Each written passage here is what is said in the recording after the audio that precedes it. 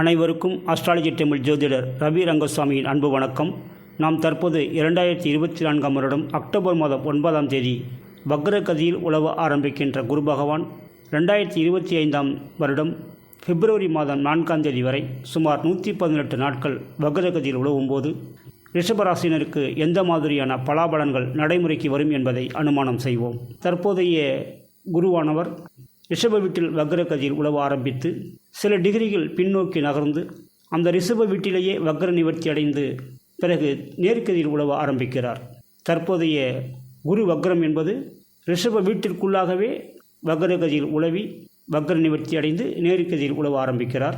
அடுத்த வீட்டிற்கு, அதாவது ரிஷப வீட்டிற்கு 12ஆம் வீடான மேச வீட்டிற்கு தற்போது குரு பகவான் வக்ரகதியில் பேச்சு அடைந்து செல்லவில்லை. ரிஷப வீட்டிற்குள்ளாகவே வக்ரகதி, வக்ர நிவர்த்தி, பிறகு நேர்கதியில் உலவக்கூடிய கோச்சாரமாக குருவினுடைய கோச்சாரம் அமைகிறது.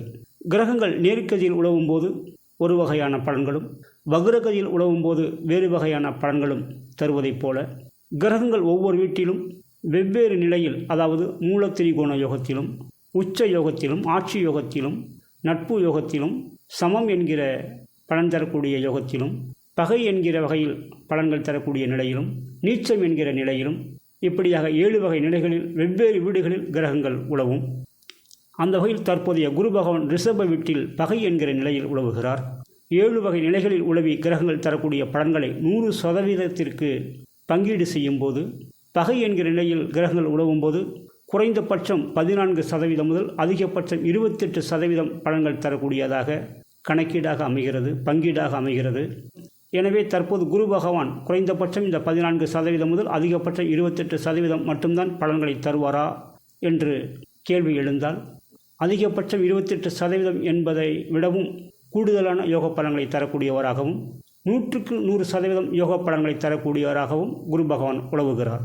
இந்த குறைந்தபட்சம் 14% முதல் அதிகபட்சம் 28% சார்ந்த யோக பலன்கள் என்பது குரு பகவானுடைய தனி ஒரு கிரகத்தின் பலாபலன்களாகும்.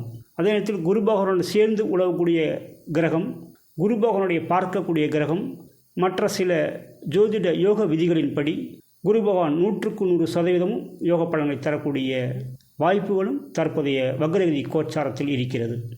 உங்களுடைய ரிஷபராசிக்கு 8ஆம் அதிபதி மற்றும் 11ஆம் அதிபதியான குரு பகவான் உங்களுடைய ரிஷபராசியில் வக்ரகதியில் உலவுகிறார். 8ஆம் அதிபதியான குரு பகவான் உங்களுடைய ரிஷபராசியில் வக்ரகதியில் உலவும் போது ஒவ்வொரு நாளும் நீங்கள் விழிப்புணர்வுடன் செயல்பட வேண்டும். கொஞ்சம் அசந்தால் போதும் ஆளை அடித்து சாப்பிட்டு விடுவார்கள். எதிரிகளை கூட அடையாளம் கண்டுகொள்ள முடியும், ஆனால் துரோகிகளை அடையாளம் காண முடியாது. துரோகிகள் எப்போது வெளிப்படுவார்கள் என்றால், அவர்கள் கூடவே இருந்து கொண்டு மிக மிக நல்ல நண்பர்களாகவே பழகி கொண்டிருப்பார்கள். அவர்களுடைய துரோகச் செயல்கள் வெளிப்படும் போதுதான், செயல்பாட்டுக்கு வரும்போதுதான், ஆகா இவ்வளவு நாள் நல்லவர் போல் நண்பர் போல் நடித்து கொண்டிருந்தவர் தற்போது துரோகியாக மாறியிருக்கிறார் என்று அந்த செயல்பாடுகளின் மூலம்தான் தெரிய வரும். அதனால் நல்ல நண்பர்களை அடையாளம் கண்டு பழக வேண்டும். துஷ்டனை கண்டால் தூர விலகு என்பது போல மற்றவர்களுடைய நடவடிக்கைகளை பொறுத்து சிலரிடம் நீங்கள் பழக வேண்டும், சிலரிடம் பழகுவதையே தவிர்த்து விட வேண்டும். ஏனெனில் நீங்கள் செய்யாத தவறுக்கு கூட உங்களுடன் பழகியவர்கள் செய்த தவறுக்காக நீங்களும் சில பிரச்சனைகளை சந்திக்க வேண்டிய சூழ்நிலை வந்துவிடும். அந்த பிரச்சனைகளெல்லாம் சொல்லப்போனால் பயமாகவும் பயங்கரமாகவும் இருக்கும். அதனால் பிரச்சனைகளை பற்றி பேசாமல், அந்த பிரச்சனைகள் வராமல் நீங்கள் தினசரி விழிப்புணர்வுடன் செயல்பட்டால் நல்லது. துரோகிகளை அடையாளம் காண்கிறேன் என்று கூட இருப்பவர்களையே சந்தேகப்பட்டு கொண்டிருந்தால் அது கூட சில பிரச்சனைகளை உண்டாக்கிவிடும். எனவே உங்களுடன் பழகுபவர்களை நல்லவர்களா, உங்களுக்கு பாதிப்புகள் பிரச்சனைகள் தரக்கூடியவர்களா தராதவர்களா என்பதை உங்களுக்கு நீங்களே உளவு வேலை பார்த்து யாருடன் பழக வேண்டும், யாருடன் பழகுவதை தவிர்க்க வேண்டும் என்று முடிவு செய்து நல்லபடியாக நடந்து கொள்ள வேண்டும். உளவு வேலை என்பது உங்களுக்காக நீங்களே பார்த்து கொள்ள வேண்டும். மற்றவர்கள் மூலம் உளவு வேலை பார்க்க சொன்னால் அது கூட பிரச்சனையாகிவிடும். அதனால் உங்களுக்கு நீங்களே உளவு வேலை பார்த்து கொண்டு உங்களை விழிப்புணர்வுடன் வைத்துக்கொள்வது உங்களுடைய பொறுப்பாகவும் கடமையாகவும் அமைகிறது. உங்களுடைய ரிஷபராசிக்கு 8ஆம் அதிபதியான குரு பகவான் ரிஷப வீட்டில் வக்ரகதியில் உலவி தன்னுடைய 5ஆம் பார்வையால் ரிஷப வீட்டிற்கு 5ஆம் இடத்தை பார்வை செய்கிறார். வெளுத்ததெல்லாம் பால் என்பது போல உங்களுடன் வாய் இனிக்க பேசுபவர்களை நீங்கள் நல்லவர்கள் என்று நம்பிவிடக்கூடாது. மற்றும் நல்லவர்கள் போல் நடிப்பவர்களையும் நீங்கள் நம்பிவிடக்கூடாது. ஏற்கனவே உங்களிடம் பழகி கொண்டிருப்பவர்கள் உங்களுக்கும் தெரியாமல் வேறொரு வாழ்க்கையை வாழ்ந்து கொண்டிருப்பதற்கான வாய்ப்புகள் அதிகமாக இருக்கிறது. அந்த தொடர்புகளின் மூலமும் உங்களுக்கு பிரச்சனைகள் வர வாய்ப்பு இருக்கிறது. அதனால் கவனம் தேவை.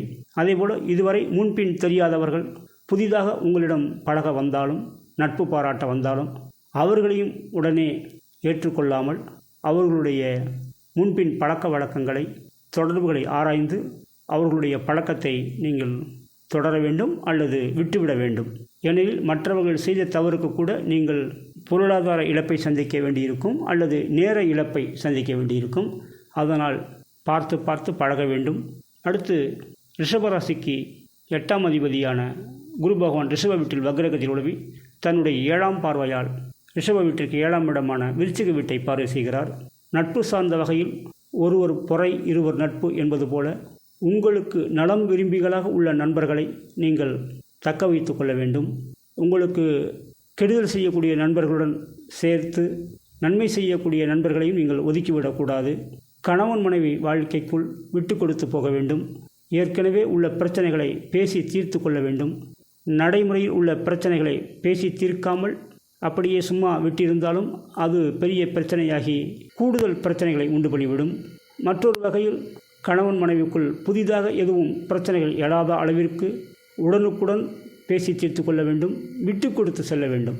குரு உங்களுடைய ரிஷப வீட்டில் வக்ரகதியில் உலவுவதனாலேயோ ரிஷப வீட்டிற்கு 7ஆம் இடமான நட்பு ஸ்தானம் திருமணம் ஸ்தானத்தை வக்ரகதியில் பார்ப்பதினாலேயோ பிரச்சனைகள் கிடையாது. அந்த குருவானவர் உங்களுடைய ரிஷப வீட்டிற்கு 8ஆம் அதிபதியாக ஆதிபத்தியம் பெறுவதால் அந்த 8ஆம் அதிபதி சார்ந்த சில கெடுபலன்களை தர வாய்ப்பு இருக்கிறது. குறிப்பாக நட்பு திருமண வாழ்க்கை சார்ந்த வகையில் கொஞ்சம் விழிப்புணர்வுடன் இருந்து கொள்ள வேண்டும். ரிஷபராசிக்கு 8ஆம் அதிபதியான குரு பகவான் ரிஷப வீட்டில் வக்ரகதியில் உலவி தன்னுடைய 9ஆம் பார்வையால் ரிஷபராசிக்கு 9ஆம் வீடான மகர வீட்டை பார்வை செய்கிறார். முன்னோர்கள் மூலம் வந்து சேரக்கூடிய வீடு மனை சம்பந்தப்பட்ட ஸ்திரச்சத்துக்களில் ஏதேனும் பிரச்சனைகள் இருந்தால் அதை பேசி தீர்த்து கொள்வது நல்லது. அப்படி பேசி தீர்த்து கொண்டால்தான் உங்களுடைய பயன்பாட்டிற்கு அனுபவத்திற்கு வரும், உங்களுக்கு பிரயோஜனமாக இருக்கும். புதிதாக வீடுமனை சம்பந்தப்பட்ட ஸ்திரச்சத்து வாங்க விரும்புபவர்கள் அந்த வீடுமனை சம்பந்தப்பட்ட குறிப்பாக பத்திரப்பதிவு சார்ந்த வரலாறுகளை 1க்கு 2 முறை சரிபார்த்து கொள்ள வேண்டும். கூடுதல் விலை கொடுத்து வாங்கிவிடாமல் கொஞ்சம் விழிப்புணர்வுடன் இருக்க வேண்டும். ரிஷபராசிக்கு 11ஆம் அதிபதியான குரு பகவான் ரிஷப வீட்டில் வக்ரகதியில் உலவி தன்னுடைய 7ஆம் பார்வையால் ரிஷப வீட்டிற்கு 7ஆம் இடத்தை பார்வை செய்கிறார். திருமண பேச்சுவார்த்தைகள் சுமூகமாக அமையும். பணப்பற்றாக்குறையால் பணத்தட்டுப்பாட்டால் தடைப்பட்டிருந்த திருமணங்கள் தற்போது பணத்தட்டுப்பாடுகள் நீங்கி பணம் கைக்கு வந்து சேர்ந்து அதன் மூலம் திருமணம் நடக்கக்கூடிய அனுகூலமும் இருக்கிறது. சிலருக்கு அமையக்கூடிய வாழ்க்கை துணை மூலம் பொருளாதார யோகம் அமைய வாய்ப்பு இருக்கிறது. திருமணத்தால் கூட தகுதி உயர்வு, பண உயர்வு, சுற்று வட்டாரத்தில் பழகிய வட்டத்தில் மதிப்பு மரியாதைகள் உயரக்கூடிய யோகமும் இருக்கிறது. ரிஷப வீட்டிற்கு 11ஆம் அதிபதியான குரு பகவான் ரிஷப வீட்டில் வக்ரகதியில் உலவி தன்னுடைய 9ஆம் பார்வையால் ரிஷப வீட்டிற்கு 9ஆம் வீடான மகர வீட்டை பார்வை செய்கிறார். முன்னோர்கள் மூலம் உங்களுக்கு வந்து சேரக்கூடிய அல்லது ஏற்கனவே வந்து சேர்ந்திருக்கக்கூடிய சொத்துக்களை பயன்படுத்தி கூடுதலாக சொத்துக்கள் வாங்கக்கூடிய யோகம் இருக்கிறது. உங்களுடைய சுய சம்பாத்தியத்தின் மூலம் வீடுமனை சார்ந்த ஸ்திர சொத்துக்கள் வாங்கக்கூடிய அனுகூலமும் இருக்கிறது. கடன் வாங்கி கூட வீடுமனை சம்பந்தப்பட்ட ஸ்திர சொத்துக்கள் வாங்கக்கூடிய அனுகூலமும் இருக்கிறது. சிலருக்கு கடனும் கிடைக்கும், சிலருக்கு கடன் வாங்குகிற அளவிற்கு கைமாத்தாகவும் பணம் கிடைக்கும். அதாவது கடன் வாங்கினால் வட்டி கட்ட வேண்டியிருக்கும், கைமாத்தாக வாங்கினால் வட்டி கட்ட வேண்டி இருக்காது. அந்த வகையில் கைமாத்து மூலமாகவும் பல லட்சம் ரூபாய் உங்களுக்கு பணம் வந்து சேரும். அதன் மூலம் வீடுமனை சம்பந்தப்பட்ட ஸ்திர சொத்துக்களை வாங்கக்கூடிய அனுகூலமும் உங்களுக்கு இருக்கிறது. இந்த ரிஷபராசிக்கு குரு இருக்கக்கூடிய குரு பார்க்கக்கூடிய இடங்கள் சார்ந்த பலன்களை பார்வை செய்தோம். அது சிறப்பாக ரிஷப வீட்டிற்கு 9ஆம் இடம் தர்மஸ்தானம், பாக்கியஸ்தானம், பித்ருஸ்தானம் குருனுடைய பார்வைக்கு உட்பட்டு இருக்கிறது. அதே நேரத்தில் அந்த மகர வீட்டின் அதிபதியான சனி பகவான் ரிஷபராசிக்கு 10ஆம் இடத்தில் வக்ரகதியில் உலவி கொண்டிருக்கிறார். 2024ஆம் வருடம் நவம்பர் மாதம் 15ஆம் தேதி வரையில் ஆட்சி வக்ரகதியில் உலவுகிறார். ஆட்சி வக்ரம் என்பது எதிர்பாராத வகையில் சில கஷ்ட நஷ்டங்களை தரக்கூடிய கோச்சாரமாகும். அத்தகைய ஆட்சி வக்ரத்தை கம்பேர் செய்யும்போது உங்களுடைய ரிஷபராசியில் உலவக்கூடிய குரு வக்ரம் என்பது பெரிய அளவில் பாதிப்புகளை உண்டு பண்ணாது. உங்களுடைய ரிஷபராசிக்கு 9ஆம் அதிபதி 10ஆம் அதிபதி சனி பகவான். ரிஷபராசிக்கு தர்ம கர்மாதிபதி யோகம் தரக்கூடியவர். தர்மஸ்தானத்துக்கும் அவர்தான் அதிபதி, கர்மஸ்தானத்துக்கும் 10ஆம் இடத்திற்கும் அவர்தான் அதிபதி. அப்படி தர்ம கர்மாதிபதி யோகம் தரக்கூடிய வக்ர சனி பகவான் 10ஆம் இடத்தில் வேலை தொழில் சம்பந்தப்பட்ட ஸ்தானத்தில் உழவிக் கொண்டிருக்கிறார். தற்போது நாம் வக்ரகுரு கோச்சாரம் சார்ந்த வகையில் யோக பலன்களைத்தான் கூறி வந்திருக்கிறோம். ஆனாலும் உங்களுக்கு அனுபவத்தில் யோக பலன்கள் நடைமுறைக்கு வராமல் சில பல பிரச்சனைகள் நடைமுறையில் இருக்கவும் வாய்ப்பு இருக்கிறது. அதற்கு காரணம் உங்களுடைய வேலை தொழில் ஸ்தானத்தின் அதிபதி சனி பகவான் தான். அவருடைய வக்ரகதி கோச்சாரம்தான். தர்ம கர்மாதிபதி யோகத்தை தரக்கூடிய சனி பகவான் 10ஆம் இடத்தில் வேலை தொழில் ஸ்தானத்தில் வக்ரகதியில் உழவிக் கொண்டிருப்பதால் நீங்கள் தனிநபராக வேலை செய்து கொண்டிருந்தாலும், சுய வேலை செய்து கொண்டிருந்தாலும் சரி, அல்லது மற்றவர்களுடன் சேர்ந்து பங்குதாரர்களாக வேலை செய்து கொண்டிருந்தாலும் சரி, தனியார் நிறுவனத்திலோ அரசு சார்ந்த வகையிலோ வேலை செய்து கொண்டிருந்தாலும் சரி, இதுவரை இல்லாத அளவிற்கு வேலை பளு அதிகமாக இருக்கும். ஒவ்வொரு நாளும் சொல்ல முடியாத பிரச்சனைகளை சந்திக்க வேண்டியிருக்கும். வேலை தொழில் சார்ந்த வகையில் ஏற்படக்கூடிய நோய் உபாதைகளுக்கு ஆளாக வேண்டியிருக்கும். உடல் சார்ந்த பிரச்சனைகளால் வேலையில் முழுமையாக ஈடுபட முடியாது. வேலை தொழில் சார்ந்த வகையில் முதலீடுகள் செய்திருந்தால் அந்த முதலீட்டுக்கே மோசம் வரக்கூடிய அனுபவங்கள் நடைமுறையில் இருக்கும். இதுவெல்லாம் வக்ரசனி சார்ந்த கோச்சாரம், அது சார்ந்த பலன்கள். அதனால் வக்ரசனி சார்ந்த பரிகாரங்களை நீங்கள் இஷ்ட தெய்வ வழிபாடுகளின் மூலம் செய்து கொள்ள வேண்டும். வக்ரசனி கோச்சாரம் என்பது நவம்பர் மாதம் 15ஆம் தேதி வரைதான். அதன் பிறகு அதே வீட்டிலேயே சனி பகவான் வக்ர நிவர்த்தி அடைந்து நேர்கதியில் உழவ ஆரம்பிக்கிறார். நேர்கதியில் உழவக்கூடிய சனி பகவானுடைய கோச்சாரம் என்பது 100க்கு 100% அதற்கு மேலும் யோக பலன்களை தரக்கூடியதாக இருக்கும். அதுவும் உங்களுடைய ரிஷபராசிக்கு தர்ம கர்மாதிபதி யோகம் தரக்கூடியவர். எனவே பொறுத்தார் பூமியாழ்வார் என்பது போல, பொறுமை கடலினும் பெரிது என்பது போல, நவம்பர் 15ஆம் தேதி வரை தற்போதை விட கூடுதலாக பிரச்சனைகள் வரவிடாமல் சற்று விழிப்புணர்வுடனும் கவனத்துடனும் உங்களுடைய வேலை தொழிலை நீங்கள் பாதுகாத்து கொண்டிருந்தால் நவம்பர் 15ஆம் தேதிக்கு பிறகு நீங்கள் எதிர்பார்த்த வகையிலும் யோக பலன்களை அனுபவிக்க முடியும். அதாவது முன்னேற்றமான யோக பலன்களை அனுபவிக்க முடியும். எதிர்பாராத வகையிலும் முன்னேற்றமான யோக பலன்களை அனுபவிக்க முடியும். எதிர்பாராத வகை என்பது அரசாங்க வகையில் புதிதாக ஏற்படக்கூடிய சட்டத்திட்டங்களின் மூலம் உண்டாகக்கூடிய யோகங்களாகும். அத்தகைய யோக பலன்களும் உங்களுடைய வேலை தொழில் சார்ந்த வகையில் நடைமுறைக்கு வரும். அதே காலகட்டத்தில் குருவினுடைய கோச்சாரமும் உங்களுக்கு பாதுகாப்பாகவும் யோகமாகவும் தற்போதும் நடைமுறையில் இருக்கிறது. சனி பகவான் வக்ர நிவர்த்தி அடைந்த பிறகும் யோகமான கோச்சாரமாக குருவினுடைய பலன்கள் அமைகிறது. அடுத்து நீங்கள் பிறந்திருக்கக்கூடிய ரிஷபராசியின் அதிபதி சுக்கிர பகவான். அந்த சுக்கிர பகவானும் குரு பகவானும் எந்த மாதிரியான உறவு முறையில் இருக்கிறார்கள் என்றால், குருவுக்கு சுக்கிரன் பகை, சுக்கிரனுக்கு குரு சமம் என்கிற உறவு முறையில் இருக்கிறார்கள். குருவானவர் சுக்கிரனை பகையாக நினைக்கக்கூடியவர். ஆனால் அந்த சுக்கிரனுடைய வீட்டிலேயே தற்போது குரு பகவான் உழவுகிறார். அதுவும் பகை நிலையிலேயே உழவுகிறார். அதே நேரத்தில் சுக்கிர பகவான் குருவை சமமாக நினைக்கின்றார், தனக்கு நிகரானவராக நினைக்கின்றார். குரு பகவான் பிரகஸ்பதி, தேவர்களுக்கெல்லாம் குரு என்பது உங்களுக்கு தெரியும். அதேபோல் சுக்கிர பகவானும் ஒரு வகையில் குருதான். அசுரர்களுக்கெல்லாம் அவர் குரு. சுக்கிர பகவானை அசுரகுரு என்றும் அழைப்பார்கள். அப்படிப்பட்ட அசுர குருவானவர் குருவை எதிரியாக நினைக்காமல் நட்பு பாராட்டுகிறார். அந்த வகையில் ரிஷப வீட்டில் உழவக்கூடிய குரு பகவானை சுக்கிர பகவான் நட்பு கிரகமாக நினைப்பதால் பகை நிலையில் உழவி உங்களுக்கு கெடுபலன்களை தரக்கூடிய எண்ணத்தில் குரு பகவான் உழவ வந்தாலும் சுக்கிர பகவானுடைய வரவேற்பு மற்றும் அனுசரிப்பு மற்றும் ஆறுதல், அரவணைப்பு ஆகியவைகளால் குரு பகவானால் உங்களுக்கு கெடுபலன்களை தர முடியாது. அடுத்து குருச்சந்திர யோகம். குரு பகவான் உழவக்கூடிய வீட்டிலும் குரு பகவானுக்கு 4ஆம் இடம், 5ஆம் இடம், 7ஆம் இடம், 9ஆம் இடம், 10ஆம் இடம் ஆகிய வீடுகளிலும் சந்திர பகவான் உழவும்போது குருச்சந்திர யோகம் நடைமுறைக்கு வரும். அத்தகைய குருச்சந்திர யோகம் ஒவ்வொரு மாதமும் சுமார் 15 நாட்கள் நடைமுறைக்கு வர இருக்கிறது.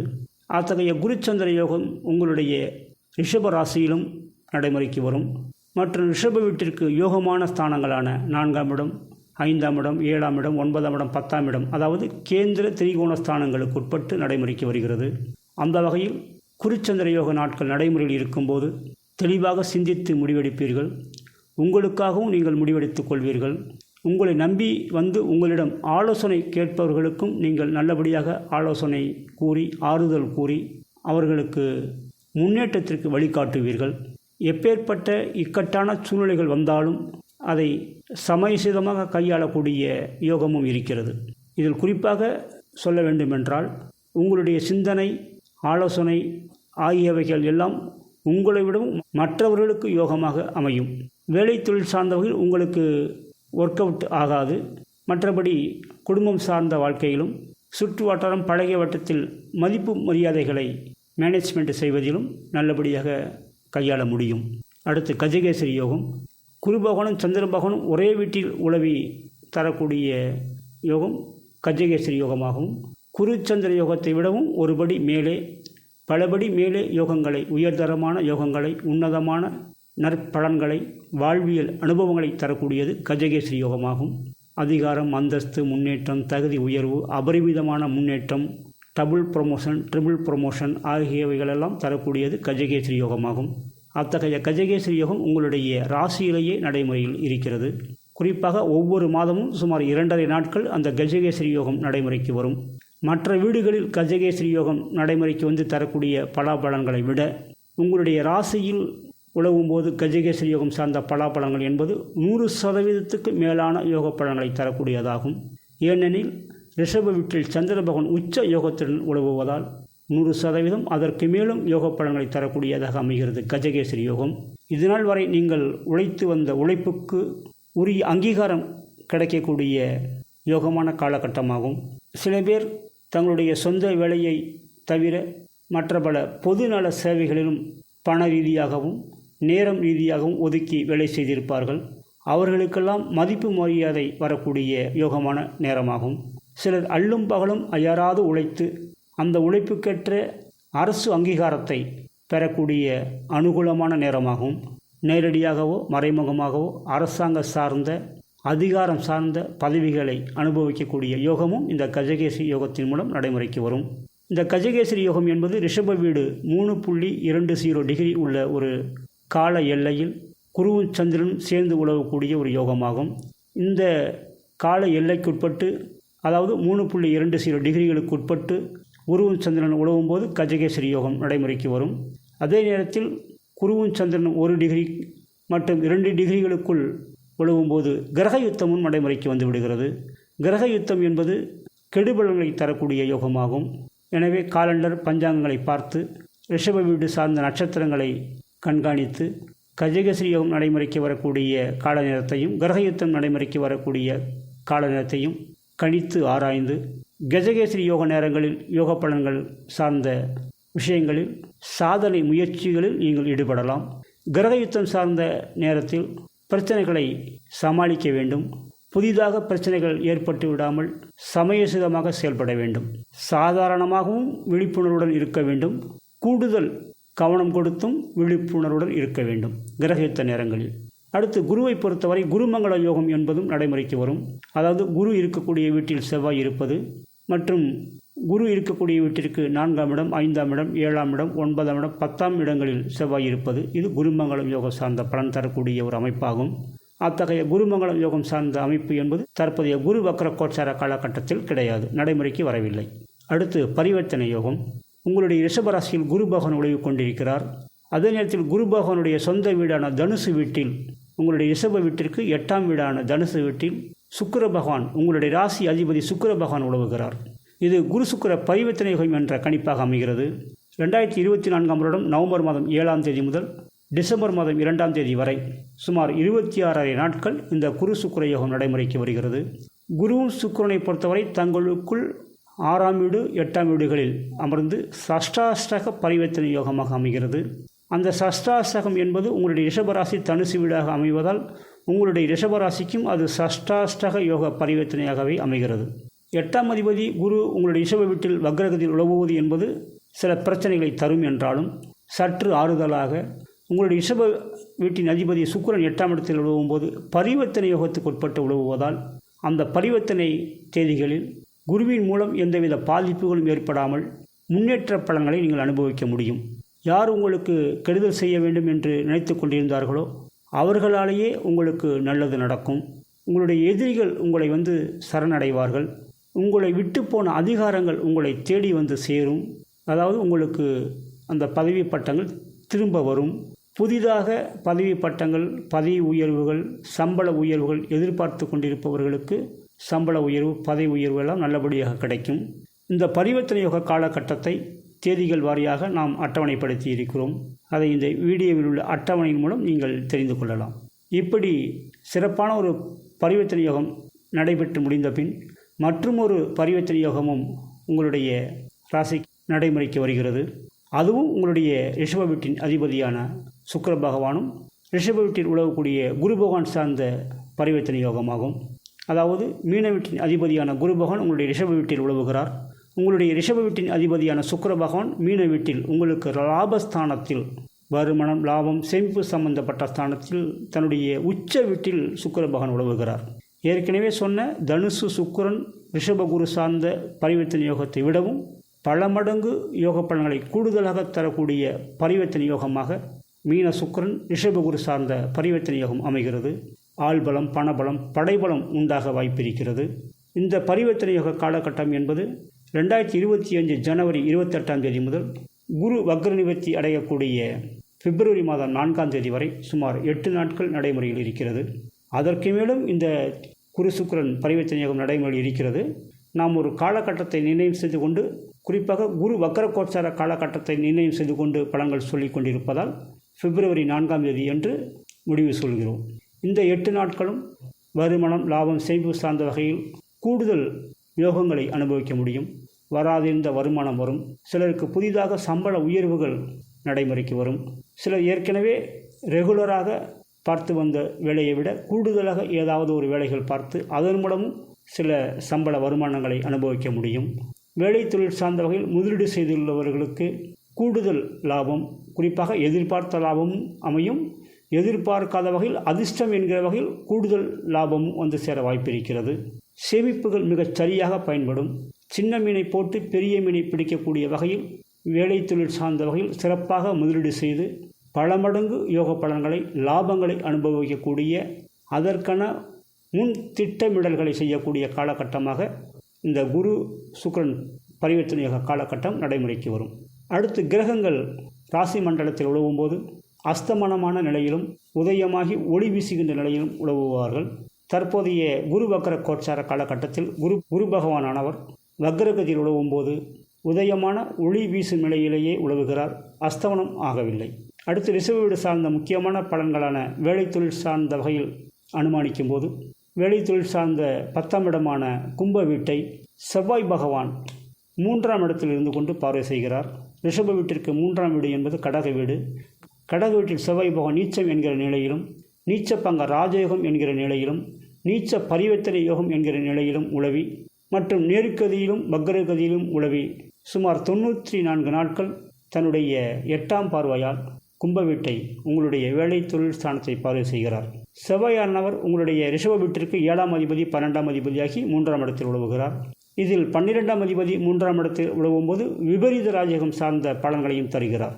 இந்த கடக வீட்டில் செவ்வாய் பகவான் நேர்கதியில் உலவும் போதெல்லாம் ஏற்படக்கூடிய நீச்ச பங்க ராஜயோகம், நீச்ச பரிவர்த்தனை யோகம் சார்ந்த பலன்களெல்லாம் உங்களுக்கு வேலை தொழில் சார்ந்த வகையில் பாதுகாப்பாகவும் யோகமாகவும் முன்னேற்றமாகவும் அமையும். அந்த செவ்வாய் கோச்சாரம் சார்ந்த தேதிகளையும் நேர்கதி மற்றும் வக்ரகதி சார்ந்த விவரங்களையும் இந்த வீடியோவில் அட்டவணைப்படுத்தி இருக்கிறோம். அந்த தேதிகளை குறித்து கொண்டு அதற்குட்பட்ட வகையில் பலன்களை நீங்கள் முன்னதாகவே விழிப்புணர்வுடன் இருந்து அனுபவித்துக் கொள்ள வேண்டும். வேலை தொழில் ஸ்தானத்தில் 10ஆம் இடத்தில் உலகக்கூடிய வக்ரசனி பகவானுடைய தோஷம் ஏற்கனவே உங்களை படாத பாடு படுத்தி கொண்டிருக்கும் போது செவ்வாயினுடைய பார்வை என்பது, குறிப்பாக வக்ரசனி காலகட்டத்தின் போது செவ்வாய் பகவான் நேர்கதியில் உலவிதான் பார்வை செய்கிறார். அதனால் வேலை தொழில் சார்ந்த வகையில் ஏற்படக்கூடிய பிரச்சனைகளை சமாளிக்கக்கூடிய அளவிற்கு உங்களை நீங்களே தேற்றிக் கொள்ளக்கூடிய, உங்களுக்கு நீங்களே ஆறுதல் சொல்லிக்கொள்ளக்கூடிய நிலையில் உங்களுக்கு சில சாதகமான, தைரியமான, திடகாத்திரமான யோக பலன்களை தரக்கூடியதாக செவ்வாய் பகவான் உலவுகிறார். அடுத்து புத பகவானுடைய கோச்சாரம் என்பது குரு வக்ர கோச்சார காலகட்டத்தில் கன்னி வீட்டில் உலவ ஆரம்பித்து துலாம், விருச்சிகம், தனுசு என 4 வீடுகளும் சிறப்பான கோச்சாரத்திலேயே யோக பலன்களை உங்களுக்கு தருகிறது. ராகு கேது கிரகங்களை பொறுத்தவரை ராகு லாபஸ்தானத்திலும், கேது பகவான் பூர்வ புண்ணியஸ்தானத்திலும் 5ஆம் இடத்திலும் உலவி சுற்று வட்டாரத்தில், பழகிய வட்டத்தில் புதிய புதிய பொறுப்புகளை தகுதி உயர்வுகளை, சமூகம் சார்ந்த அங்கீகாரங்களை உங்களுக்கு வாரி வழங்கி கொண்டிருக்கின்றன. சூரிய பகவானுடைய கோட்சாரம் என்பது இந்த குரு வக்ர கோட்சார காலகட்டத்தில் உங்களுக்கு சாதகமாகவும் யோகமாகவுமே இருக்கிறது. இனி சில பொது பலன்களை பார்வை செய்வோம். காதல்காரகனாகிய சுக்கிர பகவானுடைய ரிஷபராசியில் பிறந்துள்ள உங்களுக்கு தற்போதைய வக்ரகுரு கோட்சார காலகட்டத்தில் காதல் சார்ந்த அனுபவங்கள் எப்படி இருக்குமெனில், காதல் உங்களுக்கு கைகூடும். அதே நேரத்தில் உங்களுடைய வேலை தொழில் சார்ந்த வகையில் சில பாதிப்புகளை உண்டு பண்ணக்கூடிய தோஷமும் இருக்கிறது. உங்களுடைய வேலை நேரத்தை கூட, நீங்கள் தொழில் செய்யக்கூடிய நேரத்தை கூட, மற்றும் வேலைக்காகவும் தொழிலுக்காகவும் முன் திட்டமிடல்கள் செய்யக்கூடிய நேரத்தை கூட உங்களுடைய காதல் விழுங்கிவிடும். உத்தியோகம் புருஷ லட்சணம் என்று சொல்வார்கள்.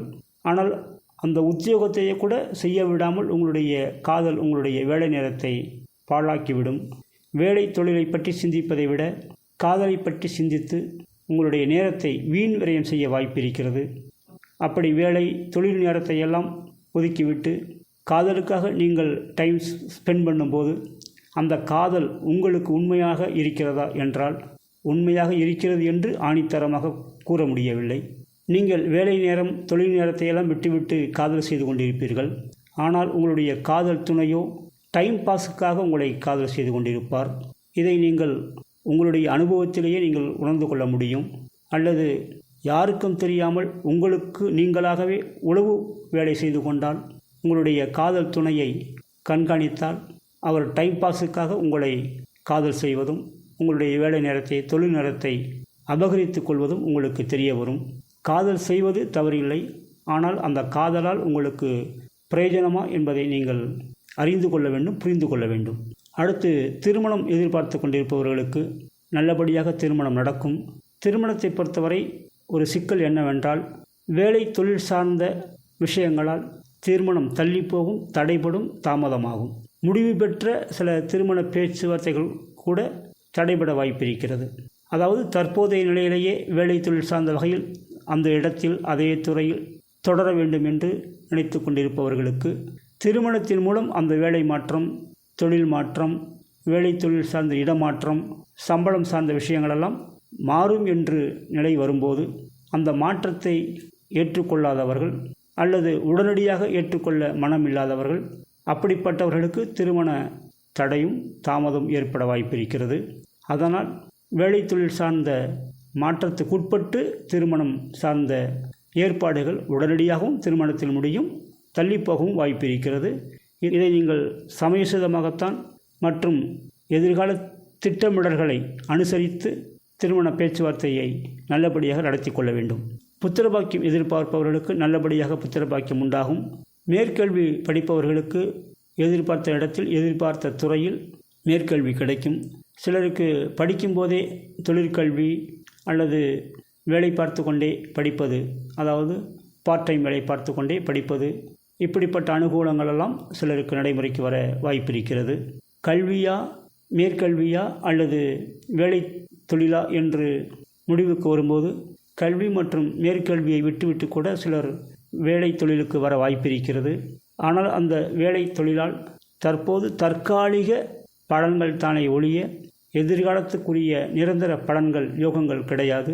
எனவே தற்காலிகமாக வேலை தொழில் சார்ந்த வகையில் சமயோசிதமாக செயல்பட்டு கொண்டு கல்வி மேற்கல்விக்கு தடை ஏற்படாத அளவிற்கு நீங்கள் கல்வி மேற்கல்வியை தொடர்ந்தால் 100% நிலையான, நிறைவான, நீடித்த, நிலைத்த முன்னேற்றங்களை அனுபவிக்க முடியும்.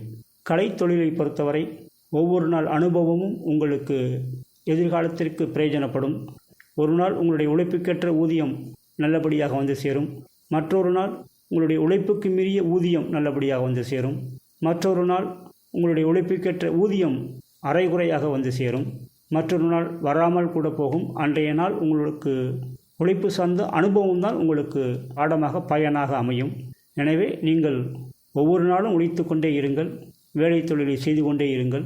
ஒவ்வொரு நாள் அனுபவமும் நவம்பர் 15ஆம் தேதிக்கு பிறகு உங்களுக்கு ஆகா ஓகோவென முன்னேற்றங்களை தரக்கூடிய ஒளிமயமான எதிர்காலம் காத்து கொண்டிருக்கிறது. விவசாயம் சார்ந்தவர்கள் முதலீடுகள் சார்ந்த வகையில் கவனமாக இருக்க வேண்டும். சில உழைப்பு வீணாக போய் முடிய வாய்ப்பிருக்கிறது. அந்த உழைத்த நேரமும் வீணாக போய் முடிய வாய்ப்பிருக்கிறது. விவசாயத்தை பொறுத்தவரை உங்களுடைய உழைப்பு பிரயோஜனப்படுமா என்பதை முன்கூட்டியே அனுமானித்து விழிப்புணர்வுடன் செயல்பட வேண்டும். இதுவரை ரிஷபராசிக்காரர்களுக்கு குரு வக்கர கோச்சார பலன்களை அனுமானம் செய்தோம். மேலும் இந்த ரிஷபராசிக்காரர்கள் தங்களுடைய இஷ்ட தெய்வ வழிபாடுகளை மேற்கொண்டு கூடுதல் நற்பலன்களை பெற்று வாழ்வாங்கு வாழ வேண்டும் என அன்புடன் வேண்டிக் கொள்வது அஸ்ட்ராலஜி டெம்பிள் ஜோதிடர் ரவி ரங்கசாமி. நன்றி, வணக்கம்.